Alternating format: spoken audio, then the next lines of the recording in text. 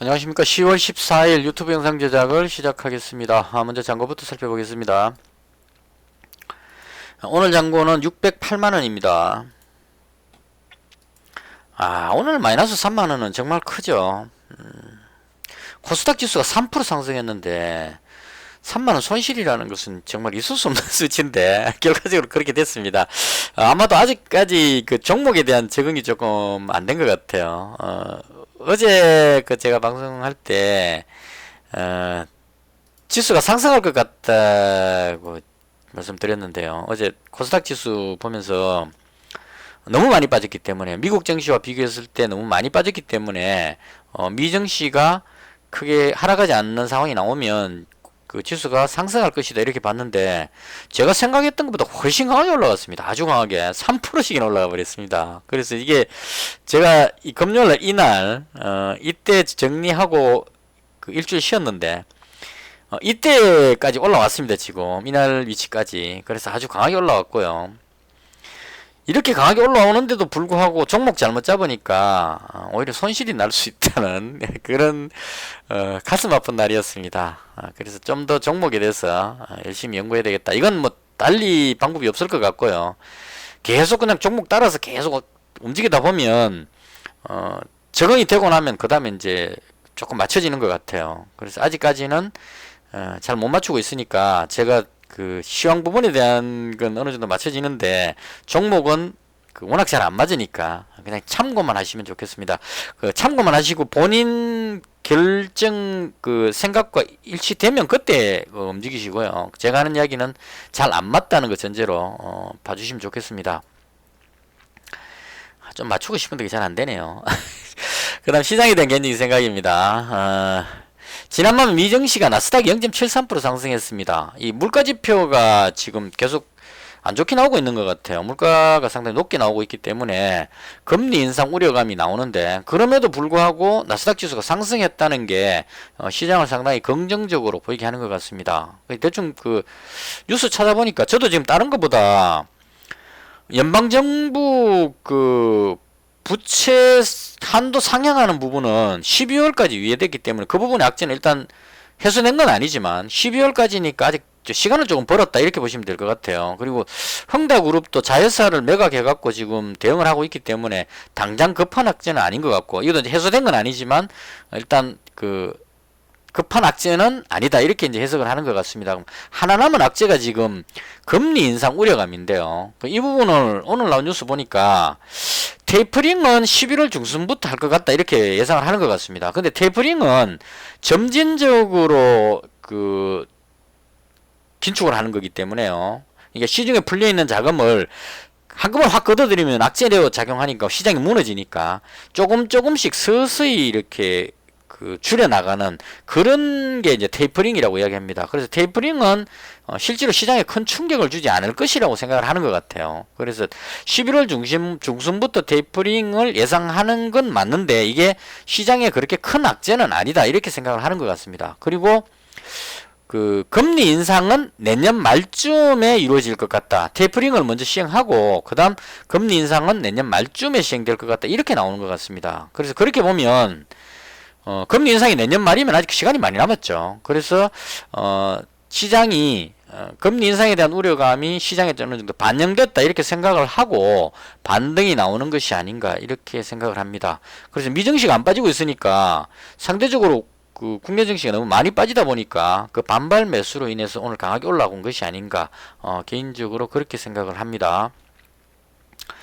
그래서 시장은 오늘 흐름이 아주 강했기 때문에요. 여기서 뭐 돌아서 갖고 다시 급락적으로 가지는 않을 것 같습니다. 물론 이제 단기간에 너무 많이 올라왔기 때문에 올라갈 수 있는 폭이 좀 제한적이겠죠. 그러니까 대충 나스닥 위치로 보면 한 이 정도 위치쯤에 와 있을 거예요 지금. 그래서 위로 올라갈 여력은 좀 남아 있는데 문제는 내일이 금요일이라는 거죠. 그래서 금요일이기 때문에 아주 강하게 올라가기는 좀 어려울 것 같고, 일단은 오늘 흐름까지 봤을 때 급락하던 부분을 멈추고 방향을 돌렸다는 그런 의미로 보시면 될 것 같고, 시장이 하락 쪽보다는 어느 정도 방향은 위쪽 방향으로 보지 않을까 이렇게 보여집니다. 외국인들이 지금 코스닥 기준으로 한 2천억씩 매도를 한 두 번 정도 했던 것 같고요. 어제 2천억 매수하고 오늘 1,800억 매수했으니까 매도했던 외국인이 다시 매수로 돌아섰다 이렇게 보시면 될 것 같습니다. 그래서 시장은 아래쪽보다는 위쪽 방향으로 보고 대응하는 것이 맞지 않을까 이렇게 정리하면 될 것 같습니다. 내일 금요일이니까 금요일 부분에 대한 것도 조금 생각을 하면서 대응해야 되지 않을까 싶고요. 문제는 종목인데요. 시장을 아무리 잘 읽어도 뭐 종목 못 잡으면 오히려 손실이 발생되니까 이 부분은 계속 노력하는 수밖에 없겠다 이런 생각이 들고요. 아직 종목을 한 일주일 쉬고 나서 지금 그 분위기 파악이 조금 안 되고 있는 상태입니다. 그래서 이 부분은 계속 노력해야 될 부분이고, 그래서 오늘은 뭐 다른 종목보다 제가 가지고 있는 종목 두 종목만 설명을 드리도록 하겠습니다. 잘 안 맞으니까 참고만 하시면 좋겠습니다. 일단 태경 BK인데요. 어제 제가 코스닥 지수가 상승할 것 같아서 마땅히 매수할 종목을 못 찾아가지고 그냥 태경 BK에다가 올인했었거든요. 몰빵했었는데 생각보다 약했습니다. 분봉으로 보시면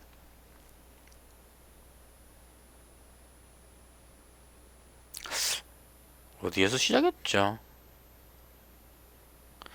여기서 시작했네요. 아침에 조금 들어 올리는 모습이 나오다가 다시 누르다가 다시 올라갔습니다. 제가 올인했었는데 몰빵했었는데 올라갈 때부터 이익 실현했습니다. 100만원 정리, 100만원 정리 뭐 이렇게 하고 다 팔았는데요. 다시 눌리길래 다 팔았는데 이거 전부 다 전량 매도하고 나서 한 플러스 3만원 정도 나왔어요. 이 좋은 장에 확 치고 올라갔으면 좋을 뻔했는데 그래서 다 정리하고 장 끝날 때쯤 다시 100만원을 매수를 했습니다. 그래서 현재 100만원 보유 중인 상황이고요. 이 종목을 좋게 보는 이유는 탄소 중립 관련해서 강하게 한번 올라갔던 종목이고요. 지금 많이 빠졌는데 지수가 상승하면 위쪽으로 올라가지 않겠느냐라고 개인적으로 생각을 합니다. 이게 실적이 나쁘지 않기 때문에 보시면 뭐 영업이익이 1분기, 2분기 영업이익이 거의 전년도 영업이익 정도가 나왔기 때문에 실적이 상당히 괜찮게 나오는 것 같고요. 그 다음 환경오염 방지 쪽에 관련되는 걸 많이 하고 있습니다. 탄소 포집 부분은 아직 연구 중인 것 같아요. 현대 오일뱅크하고 같이 협업해 갖고 하고 있는데 공장에 나오는 꿀뚝의 연기를 모아가지고 뭐 비료를 만드는가 뭐 이런 쪽의 연구였던 것 같은데 이게 성공만 하면 대박이겠지만 아직까지 성공했다는 결과가 안 나오고 있기 때문에 그래서 크게 반영되진 않는 것 같고요. 제가 보는 거는 실적이 좋게 나오니까 실적이 좋으니까 3분기 실적까지 괜찮게 나온다면 위쪽으로 올라가지 않겠느냐 이런 관점으로 매수를 했고요. 오늘 못 올라간 이유는 아마도 제 추측으로 어제 여기서 올라가다가 밀릴 때 여기 물린 사람들이 좀 많이 있지 않을까 이 생각이 좀 듭니다. 그래서 어제 장 끝나고 나서 제가 뉴스를 찾아봤는데요. 여기 올라갔을 때 무슨 이유가 있을 거죠. 대체로 급등할 때는 뉴스를 보고 이런 모양이 나옵니다. 급등했다가 다시 떨어졌다는 얘기는 뉴스를 보고 끌어올리다가 나중에 보니까 이 뉴스가 아니네 이래갖고 이제 다시 돌아왔다 이렇게 보시면 될 것 같아요. 그래서 이 뉴스를 보니까 뭐냐면 메탄을 이용해서 비료로 생산하는 어떤 기술이 개발됐다는 뉴스가 있었던 것 같습니다. 근데 이게 태경 BK가 아니고 제가 보기에 무슨 연구소에서 연구를 해가지고 뭐 밭에 했던 이런 메탄 같은 거 이런 것들을 비료로 바꾸는 어떤 이런 획기적인 기술 뭐 이런 뉴스였던 것 같습니다. 아마도 그 뉴스가 이때쯤 나온 것 같고요. 뉴스 보고 이제 메탄을 비료 이렇게 얘기하니까 태경 BK가 가장 적합하게 떠오르는 종목이죠. 이 종목도 탄소를 포집해 갖고 비료 쪽으로 생산이니까 그래서 강히 밀어올린 것 같아요. 쭉 밀어올렸는데 여기쯤 와서 이제 뉴스를 자세히 읽어보니까 이게 태경 BK가 아니고 무슨 연구소 어쩌고 저쩌고 나오니까 아니네 그러고 확 던지면서 빠진 게 아닌가 이렇게 생각이 됩니다. 그래서 아마도 이 부분은 여기 들어온 뉴스 보고 들어온 사람들이 물린 사람들이 워낙 빨리 빠져버렸기 때문에 지금 손절 못한 사람이 좀 있을 것 같아요. 그래서 이 부분에 대한 물량이 어느 정도 정리돼야 올라가지 않을까 개인적으로 그렇게 생각합니다. 근데 제가 100만원 매수를 한 이유는 너무 많이 빠졌기 때문에요. 지수가 상승하면 반등 나오지 않을까 이런 생각이 들어서 100만원치를 현재 가지고 있는 상태고요. 그 다음 오늘 제가 승부를 봤던 종목이 코프라입니다. 이 종목은 이 종목도 마찬가지로 유동 물량이 1300만 주고 괜찮죠. 그리고 차량 경량화에 사용되는 플라스틱 컴파운드입니다. 그러니까 그 전기차 같은 경우에 차량 무게를 줄여야 되는 그런 이제 그 배터리 같은 게 무거우니까요. 차량을 최대한 가볍게 만들어야 될 그런 필요성이 있다고 그럽니다. 그래서 그 부분으로 인해서 금속 부분의 재질을 최대한 줄이고 플라스틱 재질로 이렇게 대체를 하는 것 같아요. 그래서 그런 관점으로 지금 유망하다고 보여지고요. 실적 보시면 이도 마찬가지로 1분기, 2분기 영업이익이 전년 전체의 영업이익 정도 나옵니다. 그리고 매출도 지금 이 상태로 가면 500억씩 4분기까지 나면 한 2천억 정도 나오죠. 사상 최대치의 매출이 나올 것 같아요. 그래서 실적이 상당히 괜찮다 이런 생각이 들고 부채 비율 유보율도 괜찮고 그래서 이런 부분으로 봤을 때 아주 괜찮아 보여서 그래서 이 종목에도 올인을 했습니다. 근데 이 종목이 지금 그 문제가 되는 건 뭐냐면 이 플라스틱 부분에서 코롱 플라스틱이 지금 대장으로 움직이고 있거든요.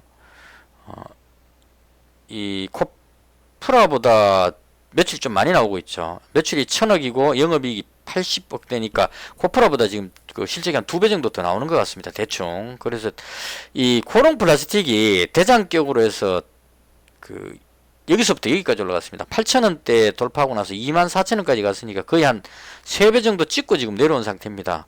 그래서 시장에서 지금 생각하기를 코롱 플라스틱의 대장으로 인식을 하고 있기 때문에 얘가 지금 너무 많이 올라와 있는 상태라서 다시 올리기가 좀 부담스러운 상황이죠. 그래서 이게 주춤하니까 대장이 주춤하니까 코프라가 못 따라 올라가는 것이 아닌가 개인적으로 그렇게 생각을 합니다. 그래서 그럼에도 불구하고 매수한 이유는 코롱 플라스틱은 여기서 여기까지 올라갔는데 상대적으로 이 코프라는 많이 못 올라갔거든요.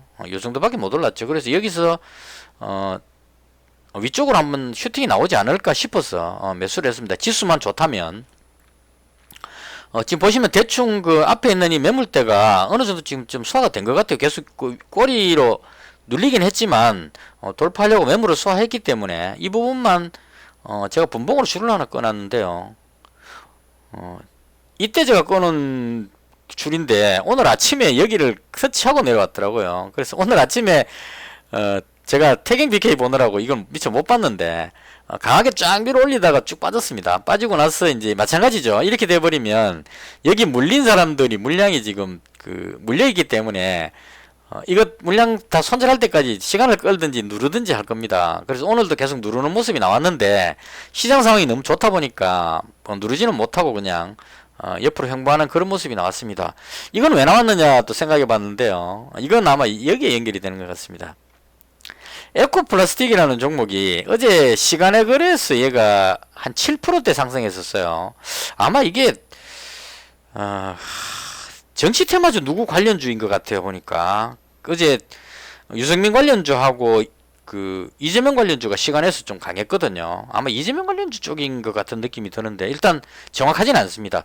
어제 시간에서 한 7% 정도 상승하고 나서 갭으로 떼면 누른다는 공식이 나왔죠. 에코플라스틱 아침에 쭉 밀어 올리는 모습이 나왔습니다. 그러니까 같은 플라스틱 계열이다 보니까 얘가 쫙 올라가니까 코프라가 노리고 있는 사람이 많다 보니까 그냥 따라서 올라간 것 같아요. 쫙 밀어 올렸는데 문제는 에코플라스틱이 뒤로 밀려버렸다는 겁니다. 쭉 밀려버리니까 오늘 대장이 이제 에코플라스틱이었는데 대장이 뒤로 밀리니까 코프라도 같이 따라서 밀려버리는 이런 현상이 나오지 않았나 싶습니다. 그래서 개인적으로 봤을 때 에코플라스틱 따라서 움직이는 건 좀 아닌 것 같고요. 코프라가 이런 부분들에 대한 것만 다 해소가 된다면 지금 30분봉상으로 보면 대충 한 8,550원 여기 정도만 돌파해주면 아주 강하게 올라가지 않을까 개인적으로 그렇게 생각합니다. 그래서 그냥 좀 크게 500만원 정도 한번 질러봤습니다. 어떻게 될지 잘 모르겠습니다. 제가 종목에 대한 이게 감각이 워낙 안 좋기 때문에 어떻게 될지는 모르겠지만 나름대로 큰 기대를 가지고 한번 매수를 해봤습니다. 물론 이제 내일장 가서 또 아니다 싶으면 정리하고 또 다른 종목 갈아타면 됩니다. 뭐 한 종목에 그냥 목숨 걸고 매매할 건 아니니까요. 근데 개인적으로 봤을 때 여기서 방향만 돌린다면 큰 시세가 한번 나오지 않을까, 이런 생각을 보면서 매수를 했습니다. 그래서 오늘은 제가 가진 두 종목만 설명을 드렸습니다. 태경 BK하고 코프라하고, 부디 내일은 좀 많이 올라서 이 우울한 기분을 조금 많이 할 수 있었으면 합니다. 이렇게 해서 오늘 제가 받은 시장에 대한 설명을 모두 마치겠습니다. 긴 시간 동안 시청해 주셔서 대단히 감사합니다. 상당히 좀 힘이 안 나고 계속 이렇게 답이 안 나오면 확 접어버릴까 하는 생각도 좀 많이 하고 있는 상황인데요. 그때까지는 하는 동안만은 최선을 다해서 제가 지금 새롭게 정한 투자 원칙입니다. 주식은 목숨 걸지 말고 죽을 각오로 매매하라, 이렇게 정리를 했는데요. 코스트라니 선생님 돈 뜨겁게 사랑하고 차갑게 다루라는 책 제목이 있는데 이걸 제 나름대로 풀이를 해봤습니다. 뜨겁게 사랑하고 차갑게 다루라, 이 말 그 뜻이 상당히 중요합니다. 이거 돈에 대해서 정말 뜨겁게 사랑을 해야 된다는 거죠. 한 푼 한 푼 아깝게 생각을 해야 된다는 얘기입니다. 그러니까 사랑을 하되 투자를 할 때는, 매매를 할 때는 차갑게 다뤄야 된다는 얘기입니다. 그러니까 매매를 할 때 이 확신이 들 때는 정말 내 목숨처럼 소중한 돈이지만 매매를 할 때는 과감하게 던질 수 있는 어떤 이런 방식으로 해야 된다. 이걸 이제 제목으로 쓰신 것 같아요. 마지막 코스트나 선생님이 돌아가시기 전에 마지막으로 쓴 책의 제목입니다. 이게. 그래서 이 한 줄이 주식 투자를 임하는 어떤 마음가짐을 표현하는 것이 아닐까, 이렇게 생각을 합니다. 이걸 이제 제가 나름대로 오징어 게임을 보다가 나름대로 생각한 제 나름대로 투자 원칙인데요. 주식은 목숨 걸지 말고, 목숨 걸면 너무 심각해지니까요. 주식 투자하다가 인생을 망칠 수는 없죠.